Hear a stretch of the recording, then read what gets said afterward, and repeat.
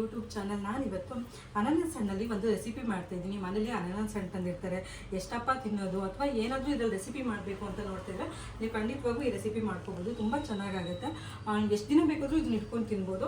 ಅಷ್ಟು ಫ್ರಿಜ್ಜಲ್ಲಿ ಇಟ್ಕೊಂಡು 15 ಡೇಸ್ ಅಂತೂ ಇಟ್ಕೋಬೋದು. ತುಂಬಾ ಚೆನ್ನಾಗಿರುತ್ತೆ. ಮದುವೆ ಮನೆಯಲ್ಲೆಲ್ಲ ಇದನ್ನು ಮಾಡ್ತಾರೆ. ಸೊ ತುಂಬಾ ಈಸಿಯಾಗಿ ಇದನ್ನು ಮಾಡ್ಕೋಬೋದು. ಇವಾಗ ಹೇಗೆ ಮಾಡೋದು ಅಂತ ಹೇಳ್ತೀನಿ. ನಾನೀಗ ಒಂದು ಚಿಕ್ಕ ಅನಾನಸ್ ತೊಗೊಂಡಿದ್ದೀನಿ. ಇದನ್ನು ಕಟ್ ಮಾಡಿಕೊಂಡು ಮಾಡ್ಲಿಕ್ಕೆ ಸ್ಟಾರ್ಟ್ ಮಾಡೋಣ. ಪೈನಾಪಲ್ ಗೊಜ್ಜು ಮಾಡಲಿಕ್ಕೆ ನಾನು ಪೈನಾಪಲ್ ಸಣ್ಣ ಕಟ್ ಮಾಡಿ ಇಟ್ಕೊಂಡಿದ್ದೀವಿ. ಪೈನಾಪಲ್ ಗೊಜ್ಜಿಗೆ ಫಸ್ಟು ಒಂದು ಮಸಾಲೆ ಮಾಡ್ಕೊಬೇಕು.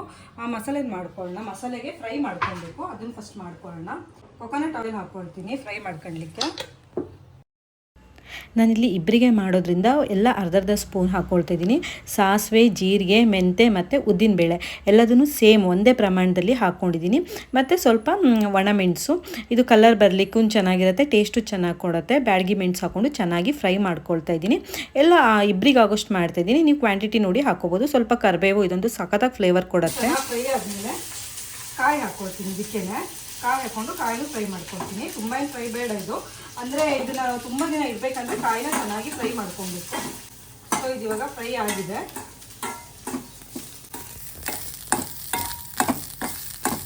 ಒಂಚೂರು ಅರಿಶಿನ ಪುಡಿ ಹಾಕ್ಕೊಳ್ತೀನಿ. ಇದನ್ನ ಇವಾಗ ಮಿಕ್ಸಿ ಮಾಡ್ಕೊಬೇಕು. ಇದನ್ನ ಇವಾಗ ತಣ್ಣಾದ್ಮೇಲೆ ಮಿಕ್ಸಿ ಮಾಡ್ಕೊಬೇಕು. ನಾನು ಅದು ಫ್ರೈ ಮಾಡ್ಕೊಂಡಿದ್ದಲ್ವಾ, ಅದಷ್ಟು ಇವಾಗ ಮಿಕ್ಸಿ ಮಾಡ್ಕೊಂಡಿದ್ದೀನಿ. ಈ ಥರ ನೈಸಾಗಿ ಪೇಸ್ಟ್ ಮಾಡ್ಕೊಬೇಕು. ಇವಾಗ ಗೊಜ್ಜನ್ನು ಹೇಗೆ ಮಾಡೋದು ಅಂತ ತೋರಿಸ್ತೀನಿ. ಇಲ್ಲೊಂದು ಪಾತ್ರೆ ಇಟ್ಕೊಂಡಿದ್ದೀನಿ. ಅದಕ್ಕೆ ಕೊಕೊನಟ್ ಆಯಿಲ್ ಹಾಕ್ಕೊಳ್ತಾ ಇದ್ದೀನಿ. ಸ್ವಲ್ಪ ಕೊಕೊನಟ್ ಆಯಿಲಿಗೆ ಇವಾಗ ನಾನು ಕಟ್ ಮಾಡಿ ಇಟ್ಕೊಂಡಿದ್ದೆಲ್ವಾ ಪೈನಾಪಲ್, ಅದನ್ನು ಹಾಕ್ತಾ ಇದ್ದೀನಿ. ಪೈನಾಪಲ್ ಫ್ರೈ ಮಾಡಿಕೊಂಡ್ರೆ ತುಂಬ ಚೆನ್ನಾಗಿ ಫ್ಲೇವರ್ ಬರುತ್ತೆ. ಈ ಥರ ಫ್ಲೇವರ್ ಬಂದರೆ ಚೆನ್ನಾಗಿರುತ್ತೆ. ಸೊ ನಾನು ಕಟ್ ಮಾಡ್ಕೊಂಡಿರೋ ಪೈನಾಪಲ್ನ ಹಾಕ್ಕೊಂಡು ಚೆನ್ನಾಗಿ ಫ್ರೈ ಮಾಡ್ಕೊತೀನಿ. ರುಚಿಗೆ ಎಷ್ಟು ಬೇಕೋ ಅಷ್ಟು ಉಪ್ಪು ಹಾಕ್ಕೋಬೋದು.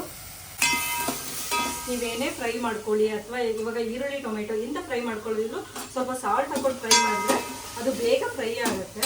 ಇದು ತುಂಬ ದಿನ ಬಾಳಿಕೆ ಬರುತ್ತೆ. ಈ ಥರ ಹಾಕ್ಕೊಂಡ್ರೆ ನೀವು ಫ್ರಿಜ್ಜಲ್ಲಿ ಇಟ್ಕೊಳ್ದೇನು ಹೊರಗಡೆನೂ ಇಟ್ಕೋಬೋದು. ಸೊ ವಾರಗಟ್ಟಲೆ ಹೊರಗಡೆ ಇಟ್ಕೊಂಡು ತಿನ್ಬೋದು. ಹುಣಸೆ ಹಣ್ಣಿನ ರಸ ಹಾಕಿದ್ರೆ ಹುಣಸೆ ಹಣ್ಣೆಲ್ಲ ಇದು ಚೆನ್ನಾಗಿ ಕುದಿಬೇಕು. ಇದು ಇವಾಗ ಚೆನ್ನಾಗಿ ಬೇಯಬೇಕು. ಸೊ ನೀರು ಹಾಕ್ಕೊಂಡು ಬೇಯಿಸ್ಕೊತೀನಿ. ನಾನು ಸ್ವಲ್ಪ ನೀರು ಹಾಕ್ಕೊಳ್ತೀನಿ. ಈ ನೀರು ಸಾಕಾಗಲ್ಲ, ಹುಣಸೆ ಹಣ್ಣಿನ ನೀರು. ಸೊ ಸ್ವಲ್ಪ ನೀರು ಹಾಕ್ಕೊಳ್ತೀನಿ. ಹಾಕ್ಕೊಂಡು ಇದನ್ನು ಕುಕ್ ಮಾಡ್ಕೊಳ್ತೀನಿ. ನೀರು ಹಾಕ್ಬಿಟ್ಟು ಒಂದು 5 ನಿಮಿಷ ಇದನ್ನು ಚೆನ್ನಾಗಿ ಮುಚ್ಚಿಟ್ಬಿಟ್ಟು ಬೇಯಿಸ್ಕೊತೀನಿ. ಇದು ನೋಡಿ ಇವಾಗ ಕುಕ್ ಆಗ್ತಾ ಇದೆ. ಇದಕ್ಕೆ ಇವಾಗ ಬೆಲ್ಲ ಹಾಕೊಳ್ಳೋಣ.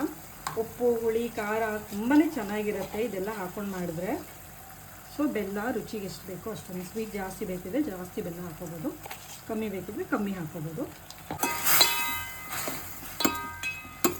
ಇವಾಗ ಇದಕ್ಕೆ ಮಸಾಲೆ ಹಾಕ್ಕೊಳ್ತೀನಿ.